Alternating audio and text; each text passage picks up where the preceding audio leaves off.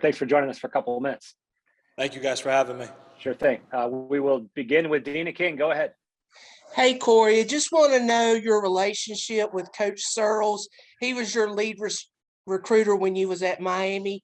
Did that play a part in you coming back to UNC? Yes, definitely. Me and Coach Charles have a great relationship. He recruited me back in 2017, and I started for him as a true freshman. So I'm grateful that he took a chance on me again. Thank you. Okay, Alvaro Torres, go ahead. Hi, Corey. I hope you're having a great day. How is your knee doing? And do you think you will be at 100% at the start of the season? Yeah, I'm doing great. I hope you're doing well. My knee is fantastic for where we are in the recovery process, and I will definitely be 100% for season. Okay, let's go over to Andrew Jones. Hey, Corey, appreciate you taking the time to talk to us. Outside of Coach Searles, what were some of the other factors that led you to Carolina? Just Coach Brown and the culture that he was building here, and I just wanted to come play football. That's all it was to it. I just wanted to play football. From a guy who was also in the Coastal Division and a sort of a rival of Carolina's, what was your perception of the program the last couple of years? And now that you've been around for a few weeks, was a lot of that confirmed, or is it different than what you maybe thought it was? I don't think I had preconceived notions of who and what was going on, but now that I've been here for 3 weeks, I'm blessed to be a Tar Heel, and I just want to do my part. Cool. Thank you. Appreciate that.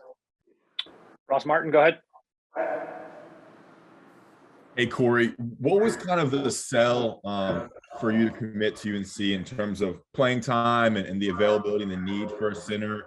Can you kind of go into that with how Coach Searles and Coach Brown try to convince you to commit to UNC as a transfer?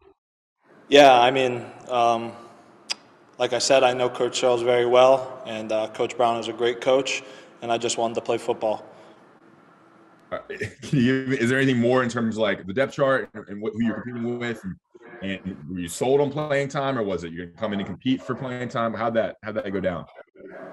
I'm going to come in and I'm going to work my ass off, and we're going to play football. Okay, thank you. Michael Coe, go ahead. Hey, Corey, good to meet you. So how have you, just in the few weeks that you've been in Chapel Hill, how have you gotten to know other guys along the line like Kieran and Caden, just getting to know them, working alongside them? Yeah, we have been working out in winter workouts for the past 3 weeks now, getting to know the guys really well by their work ethic. So it's been going great. Cool, thank you. Let's swing back over to Alvaro Torres. Corey, Quinn Johnson was the starting center last season, and he will be returning this 2022 season. Have you spoken with Coach Searles regarding your role, and is there any chance we see Quinn moving back to guard spot so that you may play center for the team?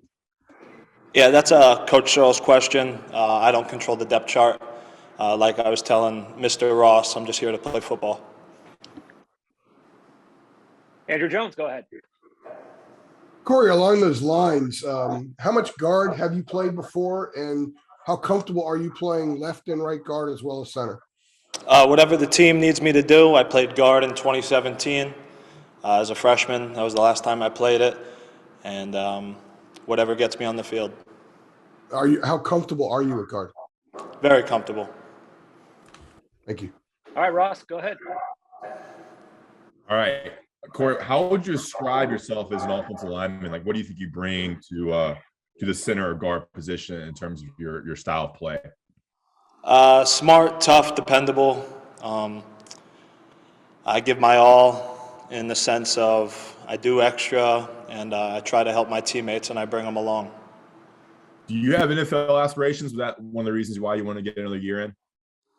Definitely, that is another reason why I came back to school, because of the injury. I was not allowed, or I was told not to pursue the NFL because it would be in my best interest. Who told you that? Was that the Miami staff that told you not to pursue the NFL, or what? How can you go into that? Family, just talking it over. Jordan Kramer, go ahead. Hey, Corey, I know it's obviously been in different positions, but UNC has had a lot of success lately with grad transfers. Is that something that factored into your decision to come to North Carolina?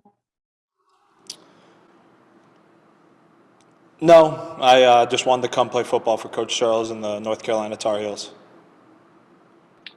All right, well, we got two questions left for you. One more, first from Patrick Welter. Go ahead. Yeah, I was just looking back at the game versus Miami was a battle. What do you remember most from that game? And have you talked any trash or had trash talk back to you as you met the guys here?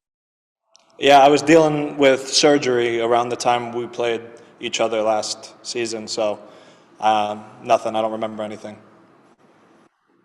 Could you elaborate a little bit exactly what the injury was and what happened and what your rehab process has been like? Yeah, so I tore my meniscus in fall camp, so August. I played against Alabama, App State, and Michigan State all on a torn knee.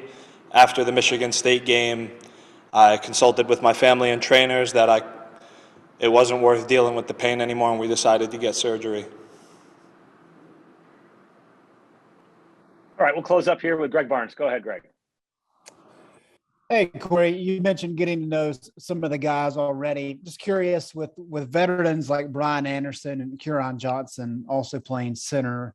Have you leaned on them yet in terms of film study to kind of understand, the offense that Phil Longo runs and kind of the responsibilities? Yeah, I mean, well, offensive line is a position where you need 4 other dudes to succeed. So those guys have been very helpful in my transition to North Carolina. Great. Thank you. Appreciate you guys. Thank you so much. Thank you, Corey. Appreciate it.